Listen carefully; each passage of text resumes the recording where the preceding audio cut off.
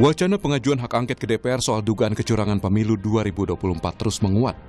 Tim ses pasangan Capres-Cawapres nomor urut 1 bahkan mengaku siap mendukung PDI Perjuangan untuk menggolkan hak angket dugaan kecurangan pemilu. Dalam pertemuan 3 sekjen partai pengusung Anies Mohaimin, dibahas kemungkinan pengusulan hak angket di DPR. Ketiga sekjen menyebut sudah menyiapkan bukti-bukti dan akan menunggu langkah PDI Perjuangan. Bersama inisiator PDIP untuk menggulirkan angket. Jadi posisi kami data sudah siap, hal-hal kecilnya sudah siap, tinggal menunggu tindak lanjutnya. Kawan-kawan PDIP sebagai partai terbesar, sebagai inisiator, bagaimana selanjutnya? Sebelumnya, Ganjar Pranowo mengusulkan agar partai pengusungnya, PDI Perjuangan, untuk menggulirkan hak angket dugaan kecurangan pemilu. Ganjar kembali menegaskan, DPR jangan diam saja atas dugaan kecurangan pemilu. Ganjar menyebut secara matematis, komposisi fraksi yang mendukung dan yang menolak di DPR bisa dihitung. Kalau ingin melihat, membuktikan, mengetahui, hak angket paling bagus karena kita menyelidiki. Itulah yang kemudian saya usulkan waktu itu. Di bawahnya interpelasi. Minimum sebenarnya Komisi 2 memanggil penyelenggara pemilu, apa yang terjadi? Masa kayak gini diam aja? Enggak lah. Mestinya DPR segera ambil sikap ini, undang penyelenggara pemilu, undang para pakar, undang masyarakat, sehingga mereka akan bisa menyampaikan. Tim ses Capres-Cawapres Prabowo Gibran juga mengumpulkan bukti dugaan kecurangan pemilu. Tapi soal hak angket, Cawapres nomor urut 2 Gibran Rakabuming Raka bilang hal itu sebagai bahan masukan dan evaluasi.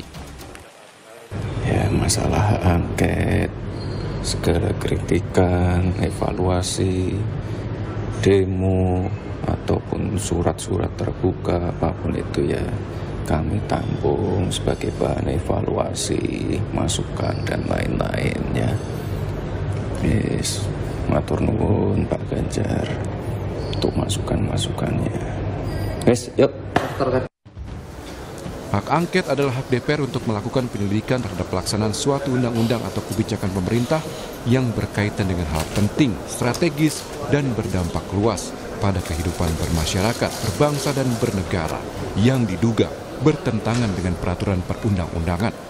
Masih dinanti seperti apa hak angket bergulir karena hitung suara hasil pemilu 2024 belum selesai. Tim Liputan Kompas TV. Lalu bagaimana mewujudkan hak angket di DPR ini agar tidak hanya sekedar wacana? Apakah hak angket akan lebih ampuh dibandingkan penyelesaian sengketa pemilu di Mahkamah Konstitusi? Kita akan bahas bersama dengan Ketua Komisi 2 DPR dari fraksi Partai Golkar, Ahmad Doli Kurnia. Lalu ada Wakil Ketua Komisi 2 DPR, fraksi Partai Nasdem, Saan Mustafa, politisi PDI Perjuangan yang juga juru bicara TPN Ganjar Mahfud, Ciko Hakim, dan pengamat komunikasi politik dari Universitas Brawijaya, Anang Sujoko. Selamat pagi, Bapak-Bapak. Pagi, Rade. Iya, saya harus tanya ini ke Bung Ciko dulu, karena yang sebenarnya menggulirkan awalnya ini capresnya Bung Ciko nih, Mas Ganjar Pranowo. Sejauh mana sekarang realisasi hak angket kalau dilihat dari internal TPN Ganjar Mahfud, Bung Ciko? Pagi, intinya dari internal kami sedang betul-betul melakukan persiapan untuk mewujudkan wacana yang terkait dengan hak angket ini. Nah, ini sangat serius sedang dibicarakan di internal dan tentunya tidak bisa serta-merta begitu cepat digulirkan dalam 1-2 hari gitu ya, karena memang harus betul-betul dipikirkan supaya itu tadi dikatakan oleh Radi bahwa supaya ini tidak hanya sekedar menjadi suatu yang bergulir tanpa memberikan output yang berarti bagi bangsa dan negara. Yang harus diingat adalah hak angket ini tidak hanya karena ketidakpuasan yang merasa dari paslon-paslon, tapi juga dari masyarakat. Dan kita ketahui parlemen itu adalah kepanjangan lidah daripada masyarakat. Dan masyarakat mempunyai rasa yang sama sekarang, dan kita bisa bicara di mana saja bahwa ini bukan hal yang rahasia lagi. Terjadi kecurangan pemilu yang sifatnya sistematis, terstruktur, dan masif. Dan ini dilakukan, diduga banyak pelanggaran-pelanggaran dilakukan oleh bukan hanya hanya penyelenggara pemilu atau para paslon, tetapi juga oleh pemerintah dan kekuasaan.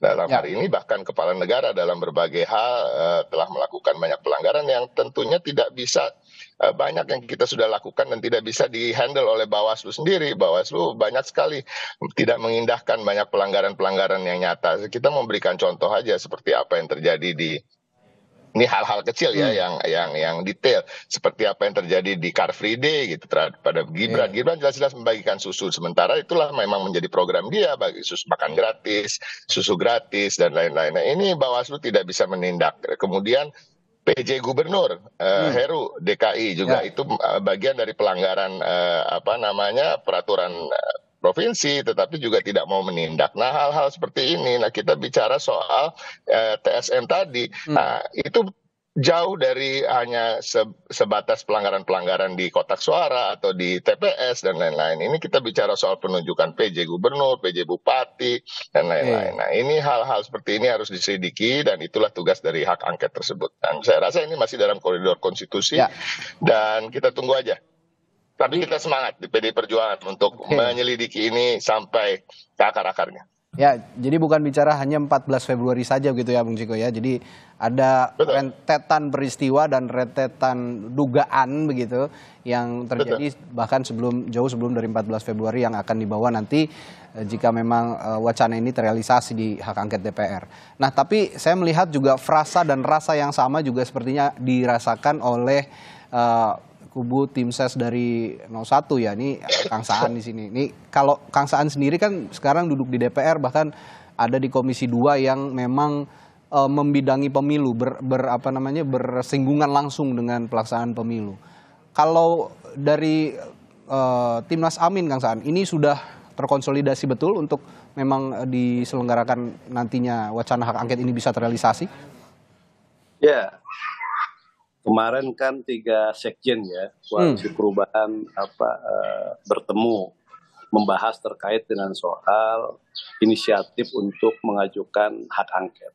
Ya. Nah, dari salah satu poin yang disampaikan oleh para sekjen koalisi perubahan dari partai koalisi perubahan adalah karena ini yang menjadi inisiatornya yang itu adalah dari PDIP. Dan para sekjen menyatakan ya kita siap mensupport, siap membantu, tapi bagaimana sendiri adalah kesiapan dan kesungguhan dari PDIP yang memang nanti akan kita support. Dan tentu kami ya juga tentu menyiapkan semua bukti-bukti, menyiapkan semua data-data dan menyiapkan semua argumentasi-argumentasi kenapa hak angket ini perlu untuk dilakukan. Tapi sekali lagi bahwa karena inisiator utamanya adalah dari PDIP, dari 03, dan juga memang disampaikan langsung oleh calon presiden dari 03, maka menurut saya kalau memang ini menjadi sebuah hal yang menjadi sebuah kebutuhan, maka ya harus disiapkan secara sungguh-sungguh data, bukti, argumentasi dan sebagainya. Nah, yang kedua, hak angket ini kan hak yang melekat pada anggota DPR. Itu hal yang menurut saya wajar, biasa ketika kita misalnya melihat dalam sebuah kenyataan ada hal-hal yang bertentangan dalam pelaksanaan undang-undang. Maka DPR bisa menggunakan haknya dari hak yang paling tadi hak angket, hak interpretasi, hak menyatakan pendapat. Bahkan kemarin kalau saya simak juga Pak Ganjar mengatakan masa DPR mendiamkan saja, minimal raker. Tentu kalau raker itu sudah menjadi sebuah kewajiban di DPR, khususnya di Komisi 2. Apalagi ini nanti ketika masa sidang sudah kembali, yang pertama dilakukan pasti akan dilakukan yang namanya rapat kerja atau RDP. Setidaknya RDP itu akan membicarakan terkait evaluasi pelaksanaan dari pemilu. Nah, dari evaluasi pelaksanaan dari pemilu itu kan juga nanti bisa banyak hal turunannya. Nanti bisa dibentuk panja, bisa macam-macam. Bahkan tadi dari hasil rapat kerja atau RDP itu bisa juga mengarah kepada yang namanya hak angket. Jadi itu banyak bisa dimulai dari banyak sisi ya. dari turunan rapat kerja, itu juga bisa bermuara kepada hak angket. Kalau memang dalam evaluasi itu ada kejanggalan-kejanggalan, ada persoalan-persoalan dalam pelaksanaan undang-undang pemilu kan itu loh, terutama terkait dengan tadi kecurangan dan sebagainya. Dan juga misalnya apakah ada indikasi yang namanya terstruktur, sistemik dan masif atau enggak. Kan ini nanti bisa bisa kita coba elaborasi untuk menuju kepada hak angket itu. Tapi jadinya udah ngobrol dengan PDIP belum, Kang? Dan kapan kira-kira kalau memang belum? Ya kan kemarin baru 3 sekjen koalisi. Nanti itu para sekjen lah nanti akan melakukan, apakah nanti mereka ketemu dan sebagainya. Jadi kalau di DPR ya tinggal nunggu aja. Hak angket kan sederhana. Tanda tangani oleh 25 anggota, lebih dari 1 fraksi, sampaikan dibawa di paripurna yang setuju ya jalan kan gitu loh kan. Itu nggak terlalu rumit mekanismenya sebenarnya untuk mengajukan hak angket. Tapi yang harus dicatat tuh kapan dikonkretkannya itu biar segera jadi gitu nih barang gitu, Kang, kayak kira-kira begitu. Nah ini kan karena inisiatornya PDIP. Jadi menunggu ya sifatnya ya kalau. Dan mengajak dari Partai Koalisi Perubahan untuk bicara kan terkait itu.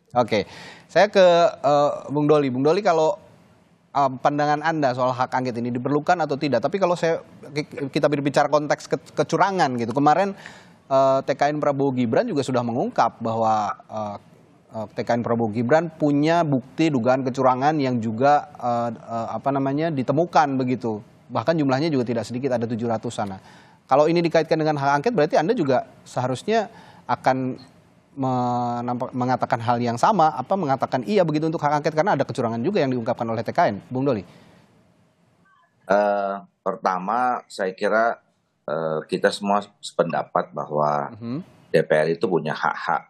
Ya. Ada angket, ada bertanya, hak interpelasi, dan menurut saya yang namanya hak ya bisa kapan saja untuk disampaikan. Ya. Nah, tetapi juga untuk yang berkaitan dengan soal pemilu, ya kita kan juga punya mekanisme tersendiri ya berkaitan dengan soal penyelenggaraan pemilu ini. Ya. Kalau ditemukan adanya kecurangan-kecurangan, ya kalau administratif itu bisa ke Bawaslu. Kalau kemudian dengan pelanggaran pidana pemilu ada Gakumdu. Kemudian kalau nanti ada terkait dengan sengketa, itu nanti ada Mahkamah Konstitusi. Dan ini semua sedang berlangsung. Jadi artinya kan kita sebetulnya belum punya kesimpulan ya terhadap apa yang mau kita persoalkan gitu. Nah, dan selama ini kalaupun misalnya terjadi kecurangan administrasi itu kan berjalan sebetulnya ya di bawah. Dan perlu diingat yang ketiga adalah ya dari awal saya mengatakan kalau bicara soal potensi kecurangan, semua pasangan calon, semua peserta pemilu itu punya potensi untuk melakukan kecurangan. Nah, yang tidak fair selama ini kan seolah-olah kalau ada kata curang ya itu ditujukan kepada pasangan kami gitu loh ya. Nah apalagi sekarang kan ya biasa saja kalau misalnya dalam sebuah kompetisi, sebuah game gitu ya, kalau ada yang kurang beruntung selalu memang begitu mengatakan curang, ya kan. Sama juga sekarang kami juga begitu nih kok Golkar misalnya kok suaranya ini, ya ini pasti curang. Wah, memang gampangnya begitu gitu. Nah cuma persoalannya, bicara tentang kecurangan, nah kami juga menemukan sebetulnya ada potensi. Tadi misalnya contoh soal pejabat kepala daerah gitu ya. Cek aja tuh di Papua seperti apa ya. Kita tahu kok, sama-sama tahu terbuka.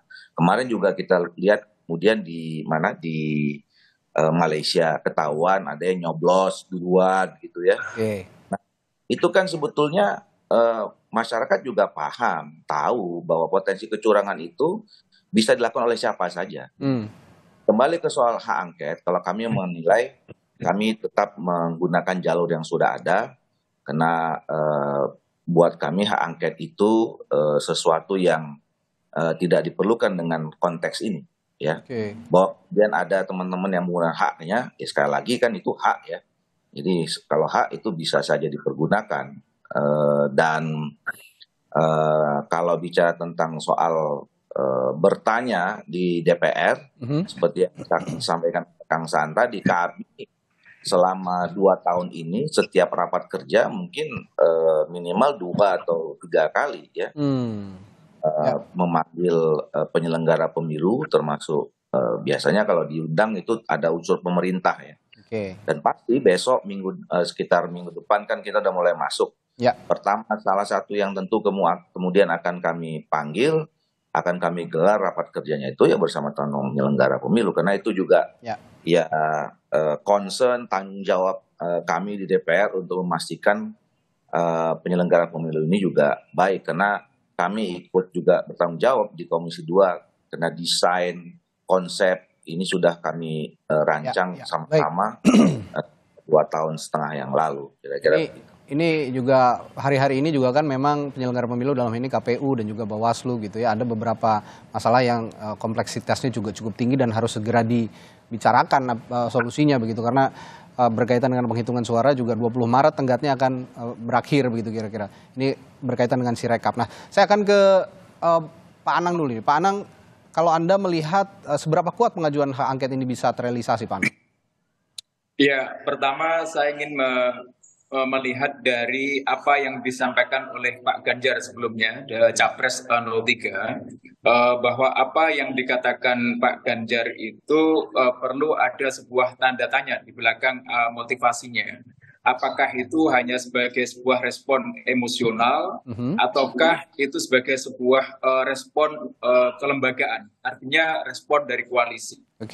Kalau respon dari koalisi, saya yakin itu pasti memiliki pertimbangan yang sangat serius. Tetapi ketika itu respon yang sifatnya hanya emosional pada saat itu, maka saya tidak yakin apakah kemudian akan bisa dipersiapkan dengan baik. Nah, terkait dengan misalkan katakanlah itu memiliki data dari teman-teman koalisi 03 itu memiliki data yang TSM, katakanlah semacam itu. Maka ketika disodorkan hak angket itu, saya kira sebagai saluran formal politik yang itu memang wajar saja untuk dilakukan.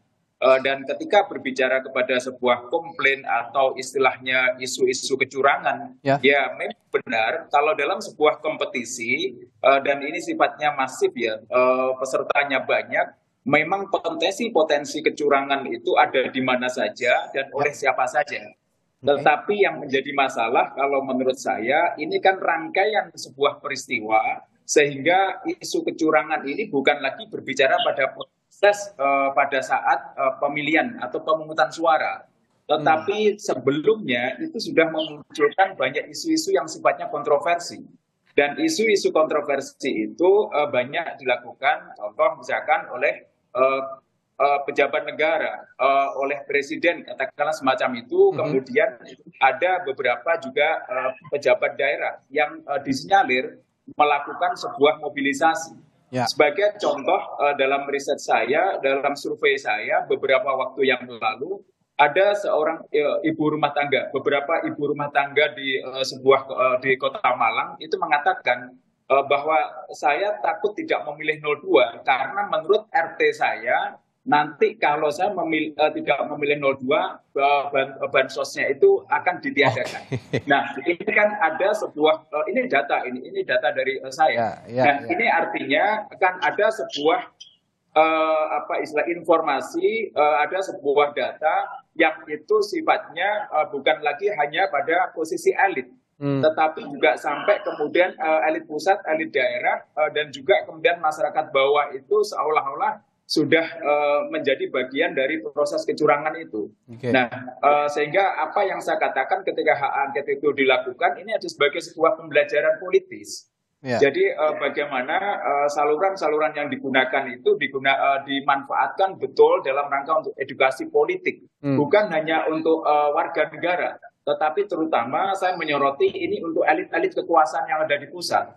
Bahwa mereka tidak bisa begitu saja bermain-main di dalam ranah publik. Mereka juga tidak bisa kemudian membuat kata-kata yang sifatnya itu mungkin hanya sekedar mengatakan cawe-cawe itu semuanya. Maka itu harus dikembalikan kepada elit-elit politik yang ada di pusat untuk berhati-hati ketika melakukan sebuah pendidikan politik. Nah, yang lebih parah lagi kalau menurut saya, saat ini kan era digital. Ketika kita bicara pada era digital, itu ada yang istilah yang namanya user generated content. Jadi setiap individu memiliki potensi untuk melakukan sebuah kontrol.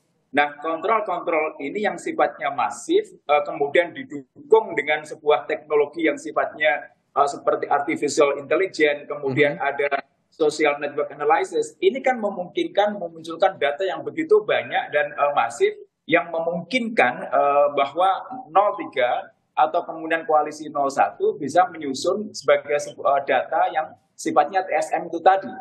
Dan dari posisi ini kalau kita melihat hitung-hitungannya, ya kalau memang tinggal melihat keseriusan dan soliditas dari 03. Apakah ini serius apa tidak? Kalau serius, saya kira ini gayung akan bersambut. Semacam itu. Baik. Nah, kalau bicara angket juga kita menarik berbicara soal komunikasi politik antar fraksi yang ada di DPR untuk menggalang dukungan hak angket ini. Kita ketahui bahwa peta politik ini sebenarnya bisa tiba-tiba berubah begitu ya. Meskipun saat ini begini, belum tentu ada jaminan ke depan akan begitu gitu. Nah, kalau bicara peta politik, kalau inisiatornya memang adalah PDI Perjuangan dan akhirnya nanti akan bergabung dengan koalisi pengusung Anies Muhaimin, itu berarti akan ada 5 partai politik yang mengusung hak angket ini. Ada PDI Perjuangan, P3, Nasdem, PKS, dan PKB. Sedangkan di kubunya Pak Prabowo gitu ya, kubunya Pak Prabowo Gibran di 02, yang ada di DPR sekarang ada Gerindra, Golkar, PAN, dan Demokrat. Apakah kekuatan ini, bagaimana kekuatan ini ke depan? Apakah 02 juga bisa mengimbangi kekuatan gabungan antara 01 dan 03? Kita akan bahas setelah jeda. Tetaplah bersama kami di Sapa Indonesia Pagi.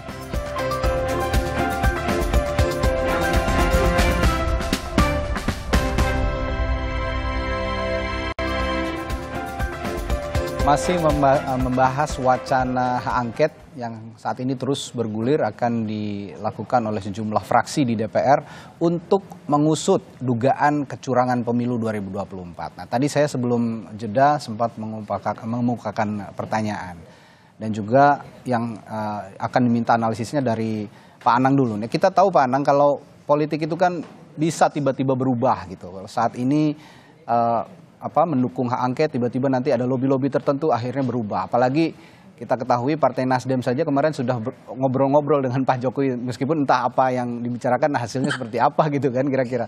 Nah, kalau melihat komposisi partai politik yang ada di parlemen dengan dukungan-dukungannya kepada pasangan calon capres-cawapres begitu, dalam konteks hak angket ini, bagaimana kekuatannya kira-kira yang Anda bisa lihat Pak Anang? Ya, kalau persyaratan untuk masuk hak angket tadi seperti disampaikan oleh Bang Saan Mustafa, saya kira relatif mudah. Tetapi kan ketika pelaksanaannya nanti akan sesuai dengan rencana dari pengusul apa tidak, itu kata kuncinya bicara pada soliditas. Jadi soliditas pengusul sejauh mana, karena setiap individu akan memiliki suara yang sama. Nah, ketika kita bicara pada soliditas, maka kita akan lihat dulu mana-mana partai politik yang memang memiliki sebuah proses kaderisasi yang cukup kuat. Nah, kalau kita lihat dari koalisi 0301, menurut analisis saya, kekuatan kaderisasi PDIP dan PKS lebih kuat dibanding Nasdem ataupun P3. Nah, pertanyaan selanjutnya adalah bagaimana kemudian yang menginisiasi atau inisiator hak angket itu memastikan soliditas di dalam tim itu sendiri.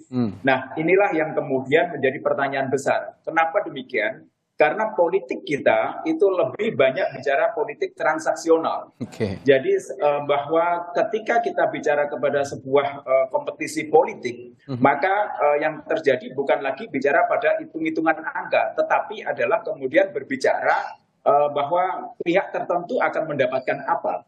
Dan ini menjadi wajar karena pada akhirnya ketika kita bicara pada sebuah kompetisi proses politik itu kan berbicara kepada sejauh mana nanti dia akan memiliki sebuah potensi untuk mengendalikan. Artinya perebutan kekuatan untuk menguasai sebuah penentu kebijakan negara. Ini kan menjadi titik akhir. Nah, ketika dia memiliki sebuah potensi untuk menguasai, mengontrol, maka disinilah kemudian ada proses transaksi. Hingga pada akhirnya maaf saya katakan, ketika sebuah proses hak angket ini bisa jadi kemungkinan di tengah-tengah akan hancur, Baik. akan batal. Ketika ada sebuah transaksi yang mungkin akan dimainkan dan bisa memuaskan pihak pengusul. Itu analisis saya seperti itu. Baik. Nah, saya juga akan bertanya ke Bung Ciko kalau gitu, kembali lagi. Tadi juga ini pertanyaan sebenarnya terlontar dari Pak Anang juga. Ini yang diungkapkan oleh Mas Ganjar kemarin itu sebagai respons yang emosional atau secara kelembagaan. Dan kira-kira jika memang nanti hak angket ini lolos, jalur lain kan ada di Mahkamah Konstitusi. Apakah itu akan menjadi pilihan atau akan berjalan keduanya, Bung Ciko? Seriusan atau emosional itu salah satunya bisa dinilai Radi dari nada dan tone dari statement saya dan berbagai jubir lain di media. Jadi kalau kita tone-nya adalah kita bilang serius, berarti itu serius dan ini sudah menjadi apa yang dibicarakan di internal partai. Nah, kembali lagi memang ini harus dipersiapkan secara matang. Dari ketiga pembicara sebelumnya juga jelas bahwa ini bukan hal yang main-main. Tetapi satu hal yang ingin saya sampaikan dari Bang Doli tadi kan menyampaikan soal ada juga kecurangan-kecurangan yang diinventarisir oleh pihak paslon 2. Nah, artinya ini pelanggaran-pelanggaran ini apapun yang terjadi nanti dalam hak angket, tentunya kita juga banyak orang seakan-akan jauh memikirkan, oh ini bicara soal pemakzulan dan lain-lain. Kita bicara fokus soal pelanggaran oleh pemerintah dan penyelenggara pemilu terkait dalam melaksanakan undang-undang. Nah, ini ya menjadi alasan dari hak angket terus. Dan artinya apapun dalam perjalanannya hak angket itu kalau dilakukan secara serius ya, outputnya pasti ada yang positif. Output yang positif salah satunya mungkin mengubah cara-cara bagaimana membuat undang-undang sehingga tidak akan terjadi ini lagi ke depannya. Dan hal ini saya rasa menjadi kepentingan semua partai politik yang ada, semua masyarakat yang ada. Dan saya ulangi lagi, ini yang saling jarang dibicarakan adalah salah satu dari alasan untuk menggulirkan hak angket ini adalah masyarakat ini ingin menuntaskan apa yang menjadi wacana dan menjadi dugaan-dugaan yang ada di tengah-tengah masyarakat hari-hari ini bahwa memang ada pelanggaran-pelanggaran yang serius yang kalau dibandingkan dengan pemilu-pemilu sebelumnya ini tidak pernah terbayangkan sebelumnya gitu, seperti politisasi bansos yang sangat masif ya kan dan lain-lain, campur tangan dari pemerintah bahkan dari kepala negara dan lain-lain. Nah, ini yang harus memang dituntaskan di sini dan memang banyak ruang-ruang yang bisa kita lakukan, salah satunya melapor ke Bawaslu, melapor nanti bersengketa di MK. Tapi kan tadi saya sampaikan juga Bawaslu ini juga kita anggap tumpul dan banyak sekali yang sudah kita laporkan tapi tidak diindahkan, tidak ditindak. Nah, Bawaslu juga sebenarnya kan sebagai sebuah badan mereka mempunyai sistem di mana tidak hanya menunggu laporan tapi juga temuan.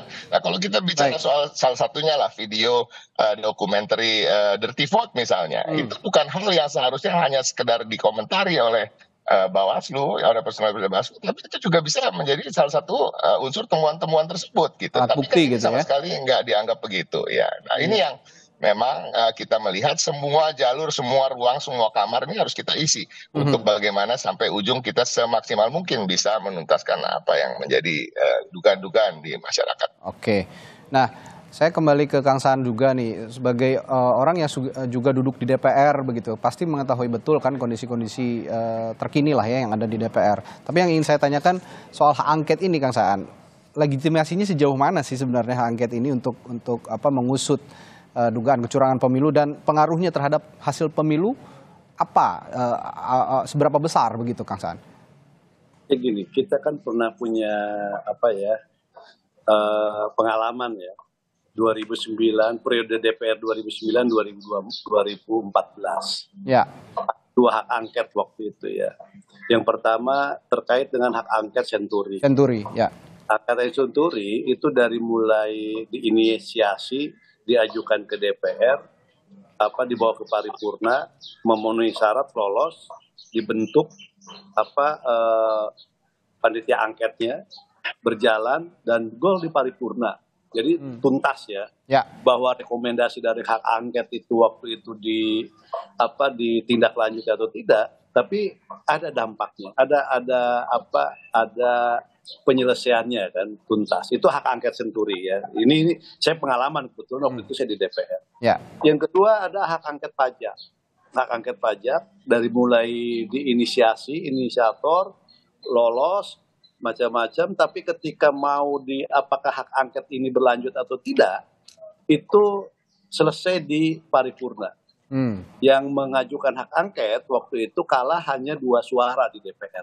Saya ingat betul 2 atau 1 suara ya. Jadi tipis sekali dengan komposisi anggota DPR waktu itu 560, hak angket pajak itu tidak lanjut karena kalah di paripurna dengan suara 1 atau 2 suara perbedaan.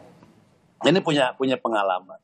Nah, menurut saya terkait dengan hak angket pemilu, di mana tadi kita bicara terkait dengan soal potensi kecurangan dari awal, di mana di situ ada penyalahgunaan misalnya terkait dengan undang-undang, penyalahgunaan terkait dengan soal kewenangan dan sebagainya, itu bisa saja kita lakukan di angket. Dan tadi saya ingin sampaikan, tegaskan bahwa ketika inisiator utamanya PDIP dan Koalisi Perubahan melalui para sekjen siap untuk mendukung yang namanya hak angket. Karena gini, kami dalam posisi yang siap untuk mendukung hak angket. Ujungnya kemana? Kita kan belum lihat. Kan nanti apakah hak angket ini akan terus berlanjut? Itu kan tadi banyak dinamika kan gitu loh. Tapi sekali lagi sebagai upaya untuk menyelesaikan terkait dengan soal problem-problem kepemiluan kita hari ini, kan tidak hanya nanti ada potensi-potensi yang lainnya. Nanti kan ada misalnya kerumitan-kerumitan dalam pelaksanaan undang-undang pemilu. 2 kali nih undang-undang ini digunakan pemilu 2019 dan pemilu 2024. Ternyata banyak memakan korban. Hari ini aja KPU melansir 71 orang. Bahkan dari pihak lain 94 orang. Ini banyak.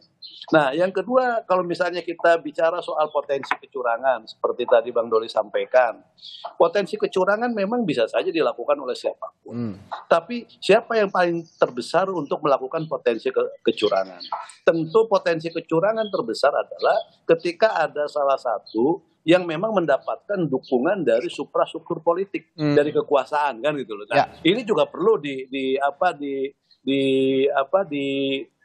diurai kan gitu loh. Nah, maka saya ingin katakan bahwa yang namanya hak angket itu akan mengurai semua terkait dengan problematika kepemiluan kita dengan tadi melihat potensi-potensi selama pemilu yang ada.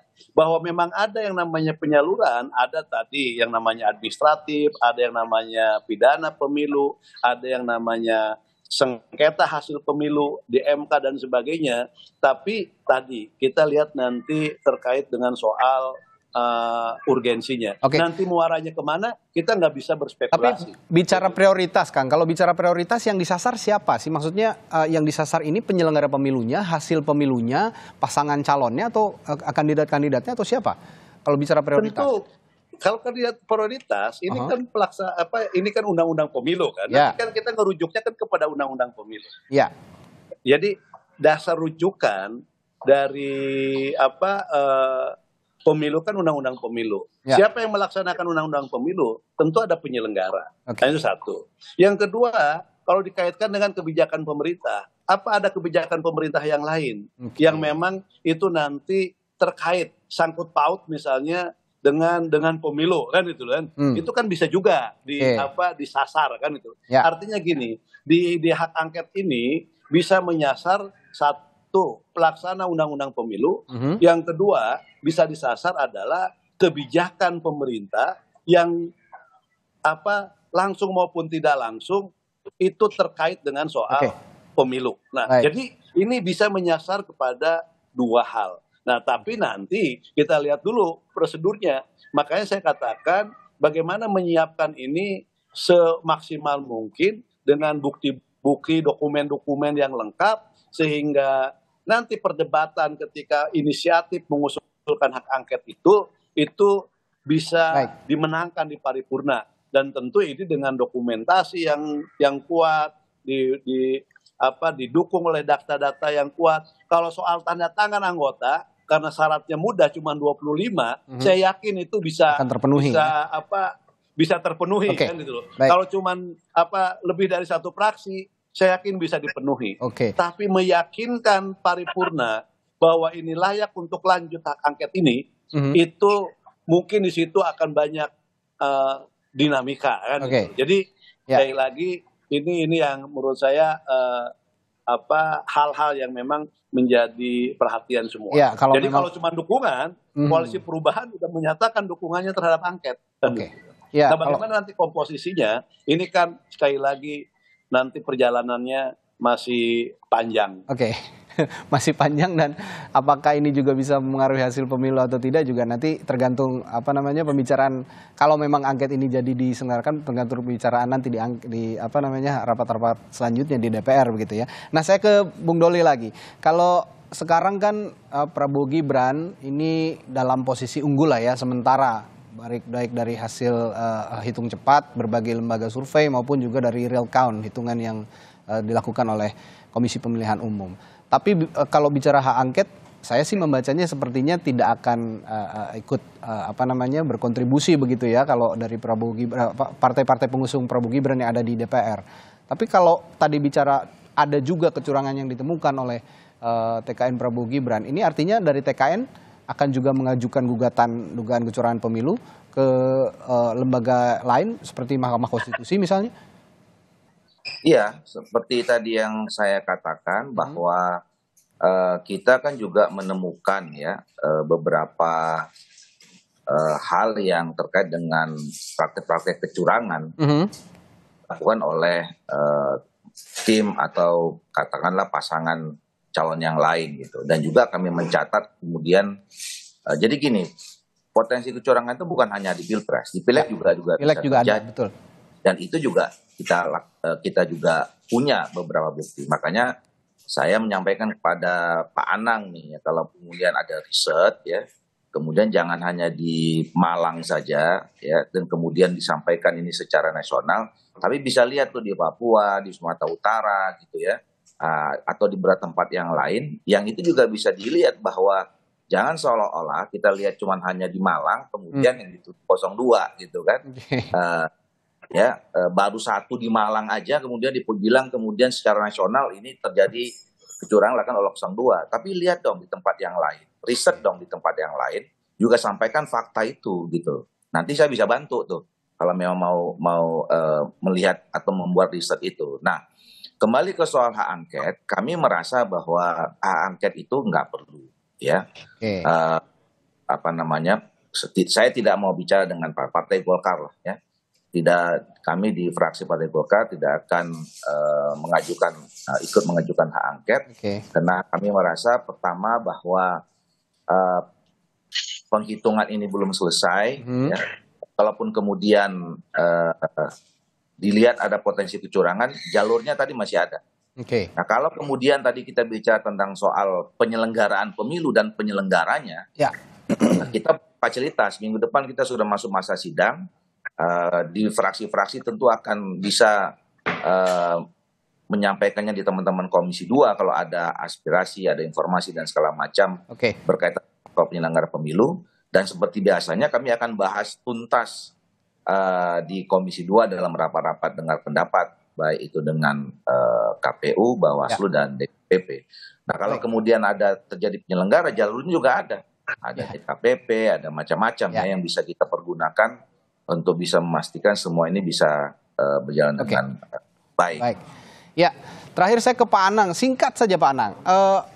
Kalau Anda melihat seberapa besar pengaruhnya nanti kalau misalnya hak angket ini bergulir di DPR bisa memengaruhi hasil pemilu, Pak Anang?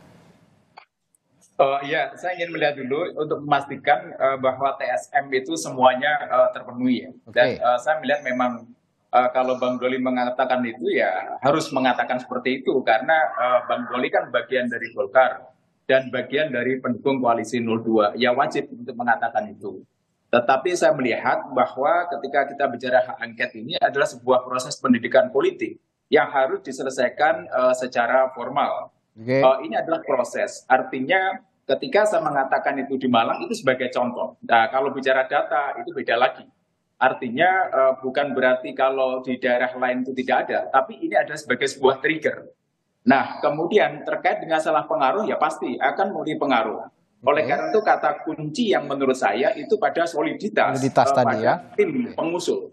Ketika soliditas itu kuat dan menjamin, saya yakin proses pembelajaran politik ini akan menghilangkan wacana isu kecurangan.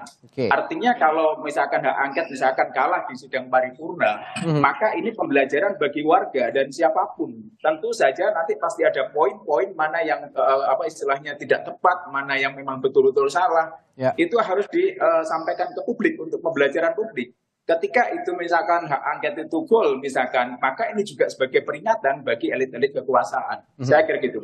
Baik, dan ini juga sepertinya sebagai bentuk perlawanan politik begitu ya dari partai-partai politik pengusung yang saat ini belum bisa unggul gitu dari 01 dan 03, dan rasa mosi tidak percaya terhadap sistem hukum yang sepertinya akan berjalan di MK untuk menangani sengketa-sengketa dan proses-proses hukum pemilu di Mahkamah Konstitusi. Tapi menarik lah ya untuk kita nantikan bersama bagaimana wacana ini bisa terrealisasi dan sejauh mana ini bisa mempengaruhi hasil pemilu. Nanti juga perkembangannya sangat cair begitu ya, partai-partai politik di DPR juga masih lobby-lobby, komunikasi politik dibangun baik dari PDI Perjuangan sebagai inisiator, sepertinya nanti akan juga berkomunikasi dengan partai-partai pengusung Anies Muhaimin. Yang di sisi lain juga pengusung Prabowo Gibran, partai-partai politiknya tadi secara tegas Bung Doli juga sudah menegaskan bahwa hak angket tidak perlu. Nah, kekuatan-kekuatan ini yang menarik kita tunggu, apakah bergulir di DPR atau tidak, lolos di paripurna atau tidak, kita nantikan bersama. Terima kasih Ketua Komisi 2 DPR fraksi Partai Golkar Ahmad Doli Kurnia, Wakil Ketua Komisi 2 DPR fraksi Partai Nasdem Saan Mustafa, dan politisi PDI Perjuangan yang juga juru bicara TPN Ganjar Mahfud Ciko Hakim, dan pengamat komunikasi politik dari Universitas Brawijaya Malang Anang Sujoko telah berbagi perspektifnya pagi hari ini. Terima kasih Bapak-bapak, sehat selalu.